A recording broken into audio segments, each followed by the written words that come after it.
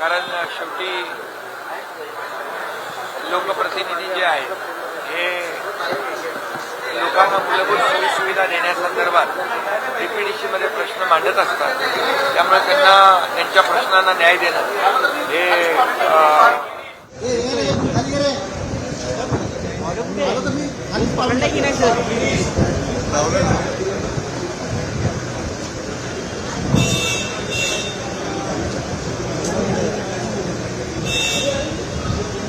मान्यता दिलेली आहे. आणि त्याचबरोबर अनेक विषयांवर चर्चा झालेली आहे. त्यामध्ये अतिक्रमण मुक्त मुंबई, झोपडपट्टी मुक्त मुंबई, एसआरए क्लस्टरला प्राधान्य देणं, त्याचबरोबर ज्या आपल्या शासकीय यंत्रणा आहेत त्यांना जेवीमध्ये घेणं आणि जेवीच्या माध्यमातून रखडलेले जे प्रकल्प आहेत त्यांना मार्गी लावणं. हिंदुत्व सम्राट बाळासाहेबांचं जे स्वप्न होतं 40 लाख लोकांना घरं देणं, खऱ्या अर्थाने आम्ही रमाबाई आंबेडकर नगरचा प्रकल्प 17,000 घरांचा एसआरए आणि MMRDA मिळून सुरू केलेला आहे. म्हणजे त्याला चालना दिलेली आहे. त्यामुळे भविष्यामध्ये झोपडपट्टी मुक्त मुंबई, खड्डेमुक्त मुंबई, प्री मान्सून वर्क याच्यावर देखील चर्चा झाली. पावसाळ्यापूर्वी करण्याची कामं सर्व यंत्रणांना सूचना दिलेल्या आहेत की कुठल्याही परिस्थितीमध्ये पावसाळ्यामध्ये खड्ड्यांचा त्रास लोकांना होता कामा नये. पहिल्या फेजमधलं 31 मे पर्यंत सगळे कॉन्क्रीटचे रस्ते कंप्लीट होतील. दुसऱ्या फेजमधले देखील खड्डेमुक्त मुंबई, प्री मान्सून वर्क याच्यावर देखील चर्चा झाली. पावसाळ्यापूर्वी करण्याची कामं सर्व यंत्रणांना सूचना दिलेल्या आहेत की कुठल्याही परिस्थितीमध्ये पावसाळ्यामध्ये खड्ड्यांचा त्रास लोकांना होता कामा नये. पहिल्या फेजमधलं 31 मे पर्यंत सगळे कॉन्क्रीटचे रस्ते कंप्लीट होतील. दुसऱ्या फेजमधले देखील 90% कंप्लीट होतील. आणि त्यामुळे जे तिसऱ्या फेजचं काम पावसाळ्यानंतर सुरू होईल. आणि जे डांबरी रस्ते आहेत ते डांबरी रस्ते पावसाळ्यापूर्वी सुस्थितीत आणण्याच्या सूचना मी दिलेल्या आहेत. नालेसफाईच्या बाबतीमध्ये देखील सूचना दिलेल्या आहेत. ज्या ठिकाणी पाणी वॉटरलॉगिंग होतं, पाणी साचतं, ते स्पॉट देखील माहिती आहेत आणि त्यामुळे तिथं देखील मोठ्या प्रमाणावर यंत्रणा बसवण्याच्या सूचना दिलेल्या आहेत. होल्डिंग पॉन्ड आहेत ते देखील कार्यान्वित करण्याच्या सूचना दिल्या आहेत जेणेकरून पावसाळ्यामध्ये पाणी साचून मुंबईकरांना त्रास होणार नाही.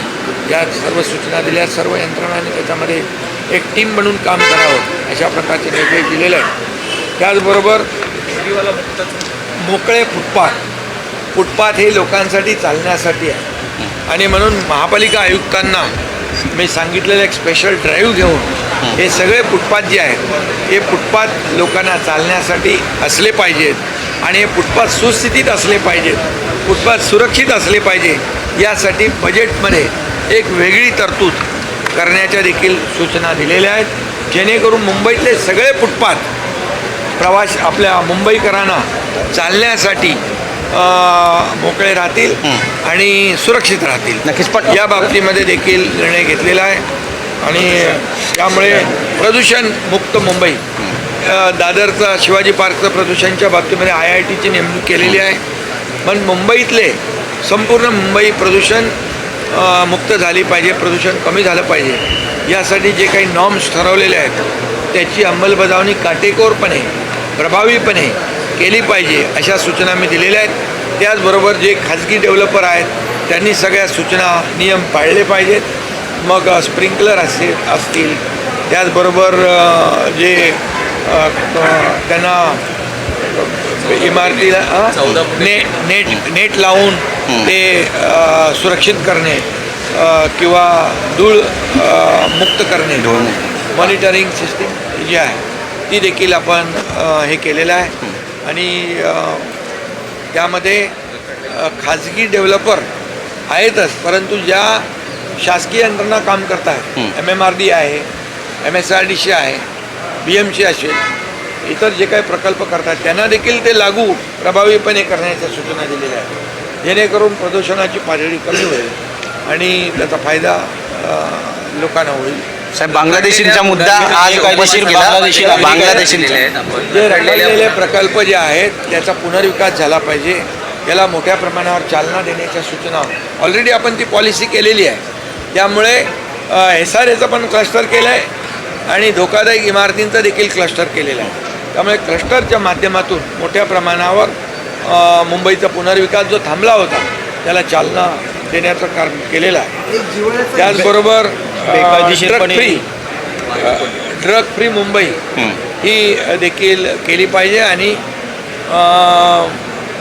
जे ड्रग ॲडिक्ट मुलं आहेत कोणी असतील त्यांचं रिहॅबिलिटेशन सेंटर, प्रत्येक महापालिका counselling centre, D addiction centre जे आहे ते प्रत्येक महापालिकेच्या हॉस्पिटलमध्ये कक्ष सुरू करण्याच्या सूचना दिलेल्या आहेत. त्याप्रमाणे महापालिका आयुक्त आणि शासकीय हॉस्पिटल ते